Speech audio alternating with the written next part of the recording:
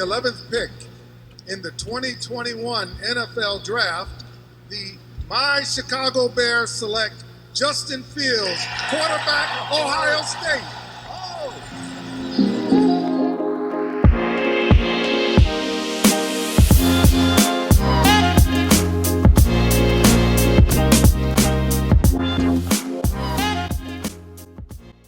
In one of the biggest moments of the 2021 NFL Draft, the Chicago Bears made their move to fix the quarterback position long-term, trading up 9 spots to select Ohio State quarterback Justin Fields. In the span of only a few minutes, the pessimism and hopelessness of the Bears fanbase completely flipped to optimism, joy, and hope for their team's new future. All of this centers around Fields, a quarterback prospect that has been in the spotlight since his days in high school. So what exactly are the Bears getting with Justin Fields? In this video, I'll break down some of his strengths, weaknesses, and give my brief thoughts on how he will be utilized in the Bears' offensive scheme. We'll start off with his strengths. When watching Fields, the first thing that stands out is just how freaking physically talented the guy is. At 6'3", 230 pounds, Fields has prototypical size with legit 4.4 speed and high caliber arm talent. Speaking of that arm talent, you'll be hard pressed to find many more accurate quarterbacks coming out of the draft over the past few years. When compared to the other top quarterbacks in this year's class in particular, Fields stands out above the rest. According to Ian Wharton's charting at Fansided, Fields was the most accurate of the top 4 quarterbacks in the 2021 class, throwing the ball accurately on just over 81% of his throws. What makes this so impressive for Fields was how aggressive he was in the process, having over 30% of his throws go past 10 yards and the lowest percentage of passes behind the line of scrimmage among the bunch. Ultimately, where Fields' accuracy stands out is when attacking down the field. Throughout his college career, Fields proved to be a dangerous deep ball thrower. Against man coverage, Fields consistently attacked favorable matchups to pick up chunk plays, throwing the ball with great touch, velocity, and ball location. Where Fields' accuracy also stood out was in the intermediate part of the field, excelling on crossers, comebacks, and throws that required touch along the sideline. As opposed to many college quarterbacks, Fields didn't always have the luxury of throwing to wide open receivers and had to fit the ball into tight windows at times, something that could help him as he transitions to the NFL. We see this here in the national championship game against Alabama. On this play, Ohio State is running a slot fade concept to the field with a seam route from the tight end on the opposite side. Defensively, Alabama is running a variation of a cover 2 zone. Against cover 2, Fields' main job is to read the cornerback to see whether he takes the fade or the hitch, but as he drops back, Fields sees the safety playing wide of the hash, which means the middle of the field is wide open for the tight end seam. With the linebacker carrying the tight end and his back to the quarterback in coverage, Fields has to make a perfect throw over his shoulder in order to fit this ball into a tight window. Fields does so, throwing this ball on a line and a spot where only his receiver can make a play on the ball in stride. This play also leads us to one of the most misunderstood elements of Fields' game as a whole, which is this idea that Fields is a one-read quarterback, which is just absolutely false on so many levels. According to Benjamin Solak of the Draft Network, when breaking down some of the top quarterbacks in this year's draft class, Fields was first in throws going past his first read by a pretty significant margin at nearly 20%. Not only that, but Fields was also the best performing quarterback of this draft class on such throws with the highest completion percentage, best ball placement, and was right up there with Trey Lance in terms of overall accuracy. While there are issues with Fields as a processor at times, which we'll get into later, it's simply a false narrative to say that Fields is a one-read quarterback at this stage of his career when he has shown time and time again that he is well advanced in going through progressions for a quarterback coming out of college. Fields' play style is that of a natural pocket passer who will hang tough in the pocket, go through his reads, and deliver the ball accurately to his playmakers. This is another play from the national championship game showcasing Fields' ability to go through his progressions. Ohio State is running a basic mesh play here against a hybrid coverage from Alabama. Fields' progression on this play is to go to the running back out of the backfield on the wheel route, then to the mesh underneath as the second read, with his third read being the hook curl over the middle of the field. Upon the snap, Fields checks his first read and sees that the wheel is covered with the cornerback sitting on the route, so he quickly moves off of it to the mesh. With nothing open on the mesh, Fields lets the action unfold to open up space for the passing window to open up and fires a strike to his wide receiver in the middle of the field on the curl. Even when things do break down for Fields, whether it be due to an occasional misread or protection issues, his physical ability raises his floor on day one. Fields is a tough guy to bring down in the pocket with his size and leg drive to break tackles. What makes him lethal is when he chooses to run, as he has true breakaway speed to pick up big chunks of yards when scrambling or on design runs in the open field.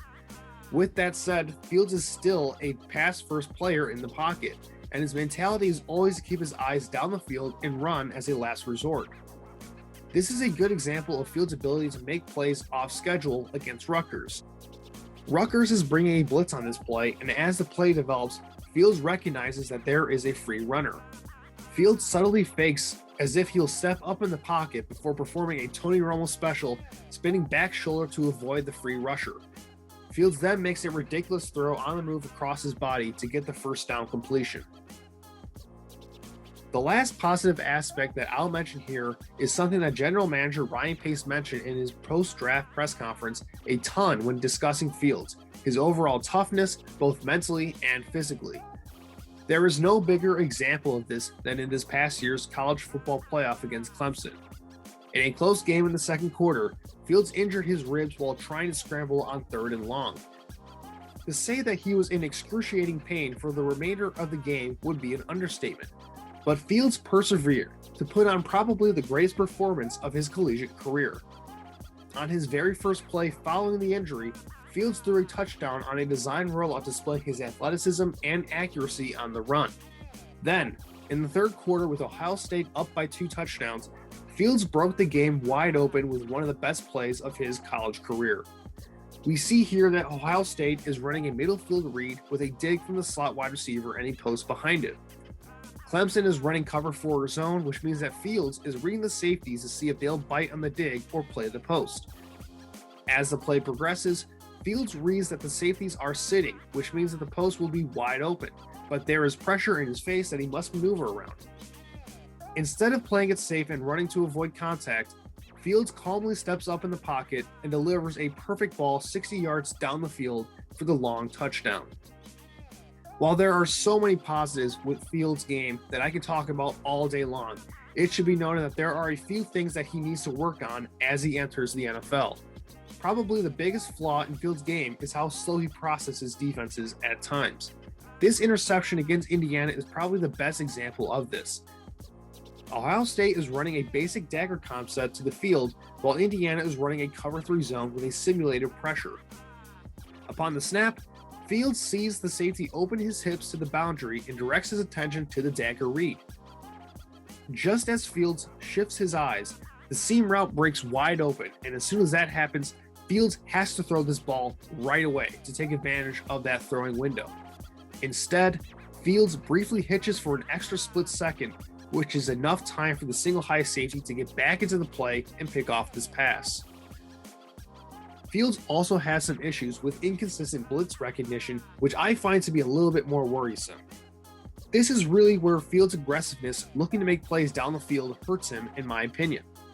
For one, there are many plays where Fields doesn't recognize a blitz or is too late reacting to the pressure that is directly in his face. As opposed to other quarterbacks who will get the ball out quickly to hit their check down or hot read when facing the blitz, Fields has a tendency to hold onto the ball a bit longer, which leads to unnecessary sacks and other problems. We see this occur here against Indiana, where once again Ohio State is running a dagger. Defensively, Indiana is bringing a delayed slot corner blitz, however, the offensive line picks it up pretty much perfectly. All Fields has to do is read the play normally, and he'd hit his wide receiver on the in route. Instead, he drops his eyes, anticipating pressure, and scrambles into the defense, holding onto the ball way too long in the process. To avoid the sack, Fields chucks up a desperation ball over the middle of the field, which is picked off. When Ryan Pace and Matt Nagy talk about wanting to sit Fields his rookie year to develop, it is plays such as this that they're trying to weed out of him before he steps onto an NFL football field. In terms of what to expect from the Bears and how they will utilize Fields, it'll be key to first determine what type of scheme Nagy and his coaching staff want to run on offense. If they choose to build off of what they ran last year with a heavy emphasis on outside zone, play action, and bootlegs off of it, I think Fields would fit very well. Not only is Fields a great athlete, but he's a natural at throwing on the move and has the accuracy to hit shot plays over the top off of play action. The more likely outcome, however, is that Nagy reverts back to more of what he ran in Kansas City with a spread system looking to take shots down the field with multiple zone schemes being utilized in the run game.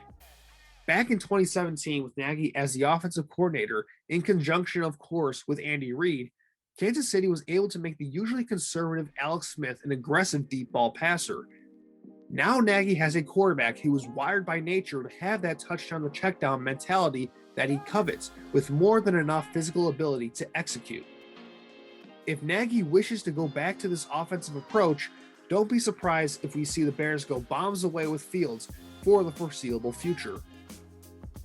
At the end of the day, Bears fans have every reason to be excited with the selection of Justin Fields. This is different. The direction of this franchise changed for the better overnight, and I'm not going to be the one that rains on the fan base's parade. Fields has everything you could possibly want from a quarterback prospect, and quite frankly, it's egregious that the NFL let him fall so far in the draft in the first place, but that's a different story for another day. For now, Bears fans, enjoy this moment.